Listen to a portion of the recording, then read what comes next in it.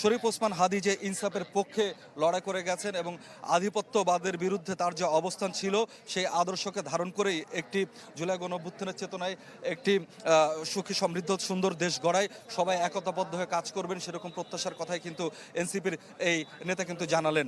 এবং যেটি বলছিলাম যে বিভিন্ন দল মত পথের মানুষ সবাই কিন্তু আসলে এই জানাজায় আজকে অংশ নিতে এসেছেন।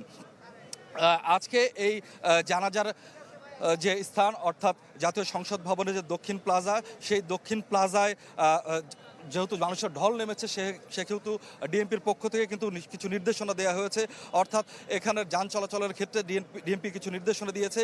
সেই বিষয়টিও একটু স্মরণ করে দিতে চাই, যারা জানাজায় অংশ নিতে আসবেন তারা আসলে কোন পথ দিয়ে আসতে পারবেন সেটি সেই ডিএমপির নির্দেশনায় কিন্তু বলা হয়েছে।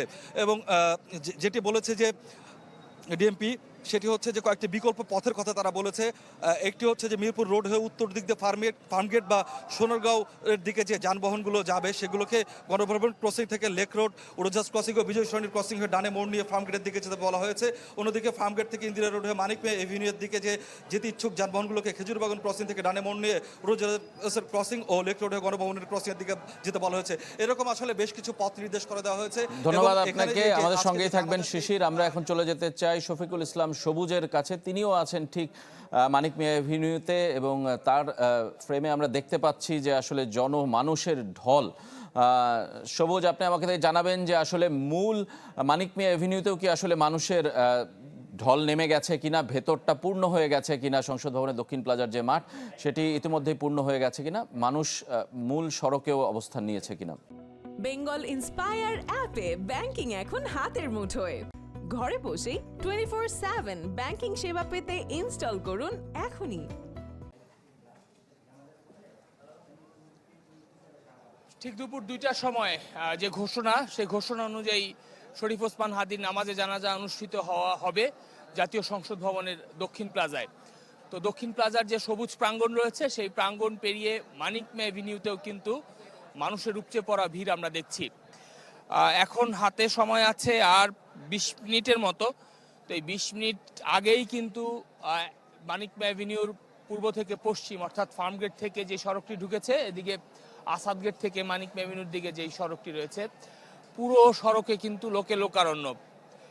এবং এখানে যারা রয়েছেন সবাই কিন্তু নানা জায়গা থেকে এসেছেন, বিভিন্ন রাজনৈতিক দলের নেতৃবৃন্দরা এসেছেন, সাধারণ মানুষ এসেছেন, শিশুরাও কিন্তু আমরা দেখছি তারা এখানে এসেছেন এবং তারা সবাই স্লোগানে শরীফ ওসমান হাদিকে স্মরণ করছেন এবং শরীফ ওসমান হাদিরকে যারা খুন করেছেন, এই হত্যার সাথে জড়িত যারা, তাদের সর্বোচ্চ শাস্তির দাবি করছেন এখানে যারা রয়েছেন তারা সবাই। এবং সবাই বলছেন যে বাংলাদেশের জন্য মাত্র 15 মাসে শরীফ ওসমান হাদি মানুষের মানসপটে যে জায়গা করে নিয়েছে, মানুষের মনে যে রেখা কেটে গেছে, তার বিভিন্ন বয়ানের মাধ্যমে, বক্তব্যের মাধ্যমে স্বাধীন সার্বভৌম বাংলাদেশের বিষয়ে শরীফ ওসমান হাদির যে অবস্থান ছিল, তার যে দৃঢ় অবস্থান, সেই অবস্থান আগামীর প্রজন্ম যারা রয়েছেন বা যারা তার জানাজা নামাজে অংশ নিতে এসেছেন তারা সবাই রক্ষা করবেন, এ বক্তব্যই তারা সবাই দিচ্ছেন। মাত্র 32-33 বছর বয়সের তরুণ যুবক শরীফ ওসমান হাদির এই চলে যাওয়া কিছুতেই আসলে তারা মেনে নিতে পারছেন না।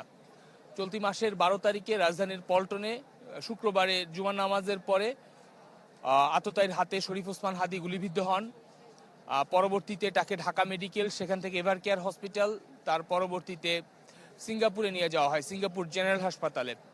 সেখানে কয়েকদিন চিকিৎসাধীন থাকার পরে গেল 19 তারিখ পৃথিবীর মায়া ত্যাগ করেন জুলাই আন্দোলনের অন্যতম সমন্বয়ক, রাজধানীর রামপুরা এলাকায় যিনি জুলাই আন্দোলনের সময় নেতৃত্ব দিয়েছিলেন, পাশাপাশি আধিপত্যবাদ বিরোধী আন্দোলনের অকুতভয় যোদ্ধা, স্পষ্টভাষী রাজনীতিক শরীফ ওসমান হাদি